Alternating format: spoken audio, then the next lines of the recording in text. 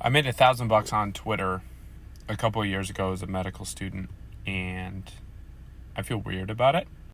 Before Elon turned Twitter into X and it became whatever you would call it now, I had way too many followers than I deserved, and a lending company reached out and said, hey, we'll give you $100 a tweet to say, hey, you're graduating from medical school and we're physician owned, and sometimes you need money in these transitions, graduating medical school, graduating residency, which is true.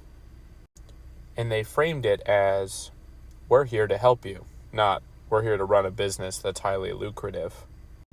So me looking at my daughter, who was less than 1 at a time, and how expensive formula is, and me paying for formula in part using Grad Plus student loans, I was like, yeah. So I scheduled 10 tweets, and they gave me $1,000 and a pair of AirPods saying, pleasure doing business. And it's not for me to say what the intentions of this company is. I'm sure there is some portion that's like, hey, we're physicians, we want to help medical folks in these tough periods, because that's true.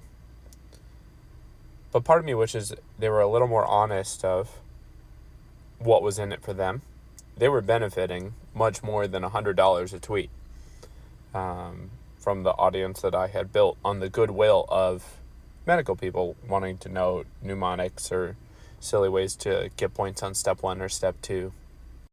And I don't think the point of it was like, oh, I should have gotten so much more money. I think the point is that in medical training, and once you have a medical title, it is so easy to be preyed upon by people who will take advantage of your goodwill. Like, I just took that as face value of, you want to help people, I want to help people, let's help each other help people, and then the sun will come out and everything will be beautiful. It's not necessarily true. And I think about that when I see medical students with the little like creator earns commission, trying to sell cookbooks or trying to sell reasonable things to sell, not BS supplements, right?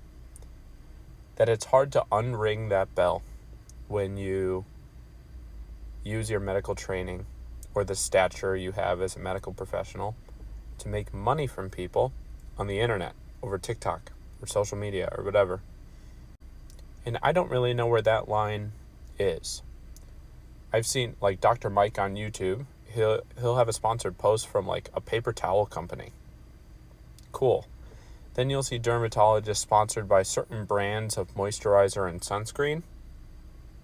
Little mix there, because should people be wearing sunscreen? Yes. Should they be making more money off of a brand that has a partnership with you? Questionable. But when you see like, I'm a family practice doctor, you should be taking this pre-probiotic because it will make your gut health better.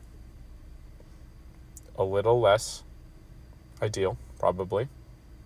So I caution people to, when they see things, don't take it on face value. See if someone's selling you something actually has your best interest in mind, or is it primarily to make a quick buck?